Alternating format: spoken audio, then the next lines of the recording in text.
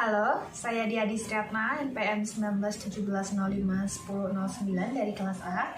Di sini saya akan menjawab ujian tengah semester teori pengenalan pola.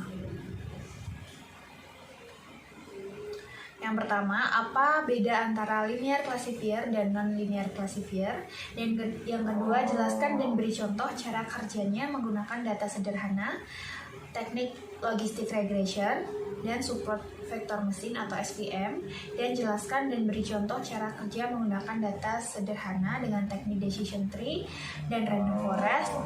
Lalu yang keempat, menjelaskan dan memberikan contoh cara kerja menggunakan data sederhana untuk reduksi dimensi fitur menggunakan Principal Component Analysis atau PCA. Lalu yang kelima, menjelaskan dan beri contoh cara kerja menggunakan data sederhana untuk seleksi fitur. Yang pertama, perbedaan linear classifier dan non-linear classifier. Nah, linear classifier ini mengklasifikasikan data ke dalam label berdasarkan kombinasi linear dari fitur input. Oleh karena itu, pengklasifikasian ini memisahkan data menggunakan garis atau bidang atau hyperlane, di mana bidang di lebih dari 2 dimensi. Nah, di sini dilihat pada gambar samping ini ya, terdapat garis diagonal dari kanan atas. Terdapat 5 garis yang memisahkan antara dua titik ini, ada yang titik bulat dan titik putih ini ya, hitam dan putih ini. Nah, mereka ini hanya dapat digunakan untuk mengklasifikasikan data yang dapat dipisahkan secara linear. Nah, dan dapat dimodifikasikan untuk mengklasifikasikan data yang tidak dapat dipisahkan secara linear. Lalu ada non-linear classifier. Nah, non-linear classifier ini lebih tepat dalam mengklasifikasikan data karena tidak terbatas dalam pemisahan data secara linear. Karena jika suatu masalah non-linear dan batas kelasnya tidak dapat didekati dengan baik dengan hyperlane linear, maka pengklasifikasian non-linear ini seringkali lebih akurat dibandingkan dengan linear classifier. Nah, jadi perbedaannya kalau linear tadi dia dipisahkan hanya dengan garis lurus saja, tetapi kalau non-linear ini dia tidak terbatas garisnya, dia bisa dipisahkan dengan garis apa saja. Dan di sini lebih non-linear ini lebih tepat dalam mengklasifikasikan suatu data. Lalu yang kedua, jelaskan dan beri contoh cara kerja menggunakan data sederhana, teknik logistic regression, dan support vector mesin atau SVM. Yang pertama ada logistic regression. Logistic regression ini merupakan salah satu jenis regresi yang menghubungkan antara satu atau beberapa variabel independen atau variabel bebas dengan variabel dependen yang berupa kategori biasanya 0 dan 1. Nah, untuk contoh logistic regression di sini ada sebuah contoh di mana seorang manajer ini ingin mengetahui faktor-faktor yang mempengaruhi keputusan seseorang dalam memilih tempat untuk menonton film. Dan di sini merupakan data keputusan responden ketika diberi pilihan harga tiket di bioskop. Data yang digunakan terdiri atas 15 data dengan 10 variabel. Untuk referensi kategori variabel Y menggunakan kategori yang terakhir dengan alpha 5%. Dilakukan uji overall dan didapatkan bisa dilihat di sini ya, didapatkan nilai persen variabel signya yaitu 0,249 yang artinya model fit-nya layak digunakan karena p-value-nya lebih dari alpha. Lalu dilakukan juga uji signifikan model yang dapat dilihat pada nilai intercept only final. Ini variabel nilainya sig yaitu 0,543 yang artinya model tidak ada satupun variabel independen yang secara statistik signifikan mempengaruhi variabel dependen karena nilai p-value-nya kurang dari alpha. Lalu dilakukan juga uji parsial yang dapat dilihat pada nilai XXI, CGV, Blitz, dan genre film pada variabel fit yang dimana semua nilai pada data yang ada lebih besar daripada alpha, yang berarti semua variabel independen tidak berpengaruh terhadap variabel dependen. Lalu dilakukan juga pengukuran koefisien R2 yang dapat dilihat pada nilai Nagelkerke yaitu 0,233. Artinya variabilitas variabel dependen ini dapat dijelaskan oleh variabilitas variabel independen adalah sebesar 23,3% atau sekitar 76,7%. Sisanya dijelaskan oleh faktor lain di luar model yang artinya tidak dapat dijelaskan oleh model. Lalu ada parameter estimasi di sini. Pada gambar ini bisa dilihat ini merupakan output parameter estimate. Dari output tersebut akan didapat model menggunakan keputusan seseorang dalam memilih tempat dan jenis film untuk ditonton. Dengan modelnya yaitu di XXI yaitu GLX 0,340 ditambah 0,000x1 ditambah 0,00x2 ditambah 0,692 X3 ditambah 0,093 X4. Nah, pada bagian model nonton di XXI atau 21, untuk yang cenderung lebih menonton di 21 sebesar 1,000 daripada yang lainnya, dan untuk yang cenderung memilih menonton di CGV Blitz ini sebesar 1,000 daripadanya yang lainnya. Sedangkan untuk memilih genre film pada pemilihan genre film 0 sebesar 1,997 dari yang lainnya. Kemudian pada pemilihan genre 1 sebesar 1,097 dari yang lainnya. Nah, dapat disimpulkan bahwa analisis menggunakan metode regresi logistik ini memiliki kemampuan yang baik terhadap data untuk mengetahui faktor-faktor yang mempengaruhi keputusan seseorang dalam memilih tempat untuk menonton film. Lalu, support vector machine atau SVM adalah salah satu metode dalam supervised yang learning yang biasanya digunakan untuk klasifikasi seperti support vector classification dan regresi atau support vector regression. Nah, konsep klasifikasi ini adalah mencari hyperlink terbaik yang berfungsi sebagai pemisah dua kelas data. Dengan ide sederhana dari SVM ini adalah memaksimalkan margin yang merupakan jarak pemisah antara kelas data. Dengan SVM mampu bekerja pada dataset yang berdimensi tinggi dengan menggunakan kernel tree. SVM hanya menggunakan beberapa titik data terpilih yang berkontribusi atau support vector untuk membentuk model yang akan digunakan dalam proses klasifikasi. Macam-macam training untuk SVM yaitu ada chunking atau quadratic programming, ada Osuna atau rekomposisi, ada sequential minimum optimization atau SMO, dan least square atau LS, dan lain sebagainya. Untuk contoh support vector mesin sendiri, support vector mesin atau SVM, yaitu di sini ada dataset di mana X1 ada 1, 1, min 1, min 1, X2 1, min 1, 1, min 1, dan kelasnya yaitu Y. Di sini ada 1, min 1, min 1, min 1 dengan support vector atau SV-nya 1, 1, 0. 1110. Dengan bentuk visualisasi data seperti ini ya. Nah, karena ada dua fitur X1 dan X2, maka W juga akan memiliki dua fitur W1 dan W2 dengan formulasi yang digunakan adalah sebagai berikut. Dengan meminimalkan nilai margin, setengah W kuadrat sama dengan setengah W1 kuadrat plus W2 kuadrat, dengan syarat YI W kali XI sama dengan B lebih dari sama dengan 1, di mana I sama dengan 1, 2, 3, dan sampai N. Lalu YI sama YI W1 kali X1 plus W2 kali X2 sama dengan B lebih besar sama dengan 1, sehingga didapatkan beberapa persamaan berikut ini. Bisa kita lihat persamaannya dan didapatkan kelas ini ya.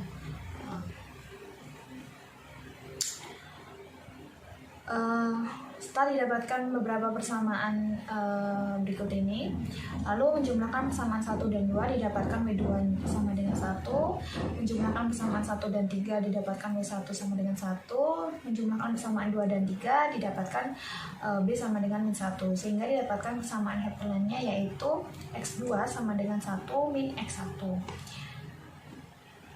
Dengan visualisasi garis hyperlink sebagai fungsi klasifikasi sebagai berikut. Ini didapatkannya garis hyperlink-nya. Dan misalkan ada diketahui data uji atau data testing berikut, yaitu data uji X1 S2 dengan X1 1 min 1 0 min 92 dan X2-nya 5 4 7 0 min 2 dengan hasil klasifikasinya sebagai berikut yang didapatkan hyperlink-nya seperti ini. Lalu yang ketiga, jelaskan dan beri contoh cara kerja menggunakan dataset sederhana dengan teknik decision tree dan random forest. Decision tree. Decision tree merupakan salah satu cara data processing dalam memprediksi masa depan dengan cara membangun klasifikasi atau regresi model dalam bentuk struktur pohon. Hal tersebut dilakukan dengan cara memecah terus ke dalam himpunan bagian yang lebih kecil, lalu pada saat itu juga sebuah pohon keputusan secara bertahap dikembangkan. Hasil akhir dari proses tersebut adalah pohon dengan not keputusan dan not daun.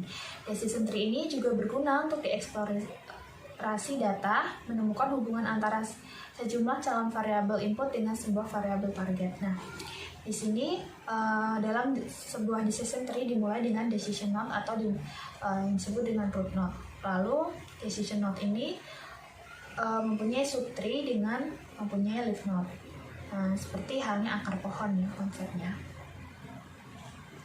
Lalu untuk contoh penggunaan decision tree yaitu berdasarkan tabel ini.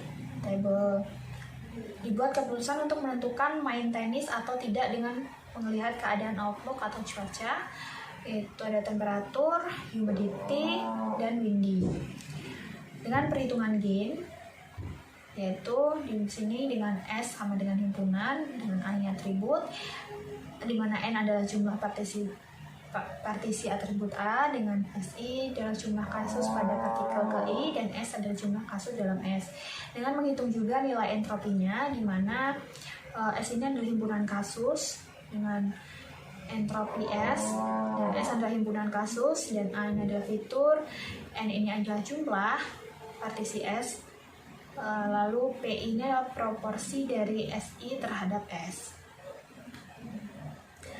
Nah, untuk contoh penggunaan decision tree di sini dari contoh yang tadi, yaitu dengan menggunakan beberapa langkah. Langkah yang pertama yaitu yang menghitung jumlah kasus seluruhnya dengan jumlah berkeputusan yes maupun no. Lalu menghitung entropi dari semua kasus yang terbagi berdasarkan atribut outlook, temperatur, humidity, dan windy, dan melakukan penghitungan gain untuk setiap atributnya. Dan di sini dilakukan perhitungan gainnya dan didapatkan ada untuk outlook gainnya 0,25 sekian, ada gain temperaturnya 0,183 dan seterusnya, lalu ada gain humidity-nya yaitu 0,37 dan seterusnya, dan gain windy-nya yaitu ada 0,005 dan seterusnya, dan didapatkan juga entropinya sebesar 0,863 dan seterusnya. Nah, menghitung gain pada baris outlook, gain ini didapatkan 0,258522137. Seperti yang terlihat pada tabel, diperoleh bahwa atribut dengan gain tertinggi adalah humidity, yaitu 0,37. Ini humidity ini adalah gain yang paling tertinggi di antara yang lainnya, yaitu 0,3705060501. Nah, maka humidity ini menjadi not akar. Humidity memiliki dua nilai, yaitu height dan normal. Humidity normal sudah mengklasifikasikan kasus menjadi satu, yaitu keputusannya yes. Dan untuk itu, humidity height masih perlu dilakukan perhitungan lagi karena masih terdapat yes dan no. Lalu untuk langkah yang kedua yaitu menghitung lagi untuk perhitungan gainnya, dan didapatkan gain tertinggi yaitu pada outlook yaitu 0,69. Maka outlook menjadi not cabang dari atribut humidity yang bernilai height. Berdasarkan atribut outlook terdapat 3 nilai, yaitu cloudy, rainy, dan sunny. Cloudy, rainy, dan sunny.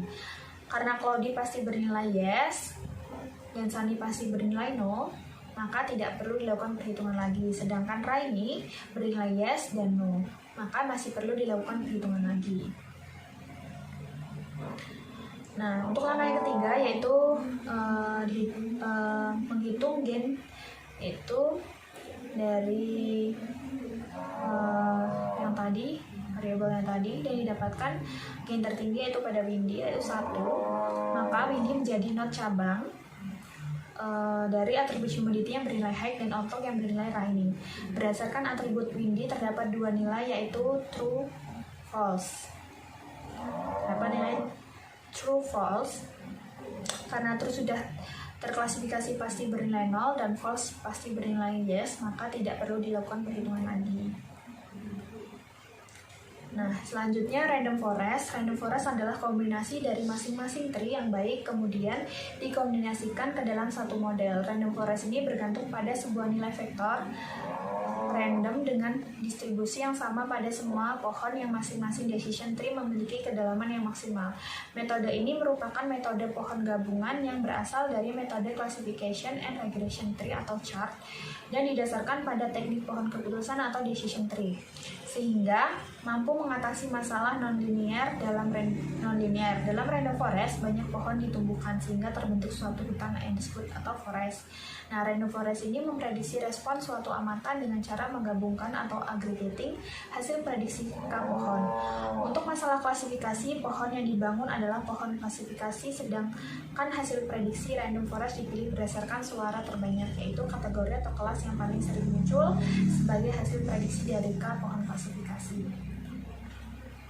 Nah, di sini ada contoh random forest, di mana di sini ada inputan yang satu, yaitu dengan memasukkan library-nya, lalu memasukkan data irisnya, memasukkan data setnya. Setelah itu X sama dengan PD atau data frame iris, data kolom iris filter, dan pada datasetnya itu ada sepal-length, sepal-width, petal-length, dan petal-width. Dan untuk input yang kedua yaitu Y dengan iris targetnya, dan didapatkan array yaitu sebagai berikut ini. Dan input yang ketiga itu classifiernya, dan random forest classifiernya M estimators sama dengan 100, dengan max depth-nya sama dengan 2, dan random set-nya sama dengan 0. Lalu classifier fit-nya itu XY, dan di print classifier kreditnya didapatkan seperti ini. Yang keempat, jelaskan dan beri contoh cara kerja menggunakan data sederhana untuk reduksi dimensi atau fitur menggunakan prinsipal komponen analisis atau PCA. Prinsipal komponen analisis atau reduksi tadi adalah analisis multivariate yang transformasi variabel-variabel asal yang saling berkorelasi menjadi variabel-variabel baru yang tidak saling berkorelasi dengan mereduksi sejumlah variabel tersebut, sehingga mempunyai dimensi yang lebih kecil namun dapat menerangkan sebagian besar keragaman variabel aslinya. Dengan langkah-langkah yang dimiliki prinsipal komponen analisis, yaitu yang pertama yaitu input data dengan M, di mana M-nya adalah jumlah observasi dikali N, di mana N adalah jumlah variabel atau sampel. Setelah dilakukan input data, maka dilakukan preprocessing atau pre-PCA dengan standarisasi data dan covariance atau correlation. Setelah dilakukan preprocessing, maka dilakukan proses PCA dengan EVD, Eigen Value Decomposition, atau menggunakan SPD, Singular Value Decomposition. Setelah dilakukan proses PCA, maka didapatkan outputnya, yaitu dengan data hasil transformasinya M kali K, di mana M adalah jumlah observasi dan K adalah jumlah prinsipal komponen.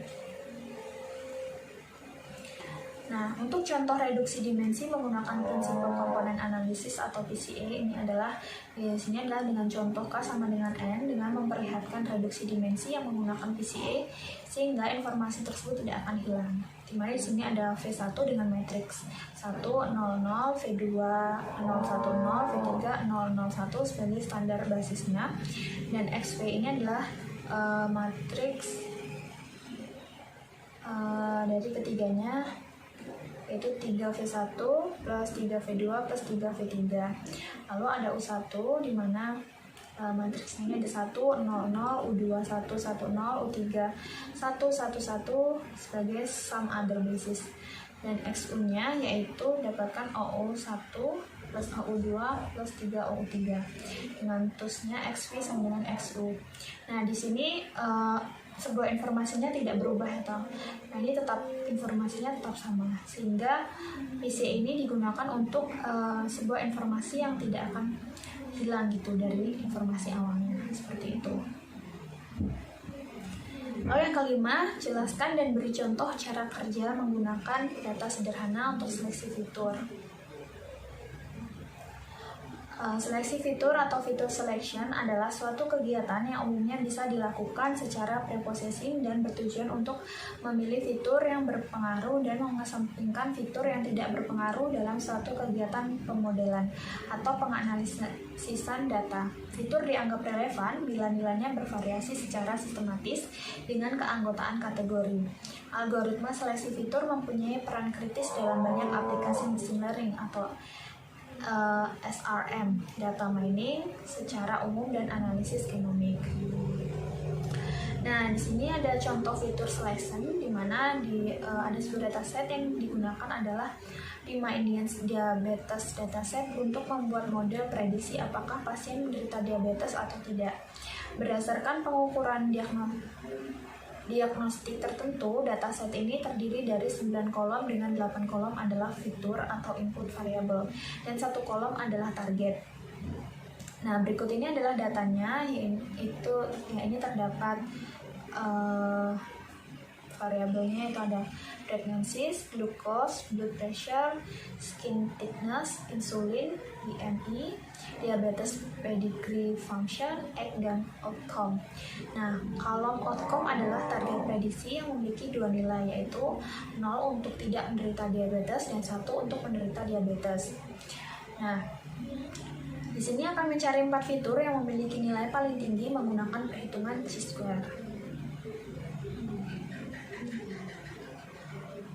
Metode lain yang termasuk filter selection adalah chi-square. Pada bagian ini kita akan mencari 4 fitur yang memiliki nilai paling tinggi menggunakan perhitungan chi-square.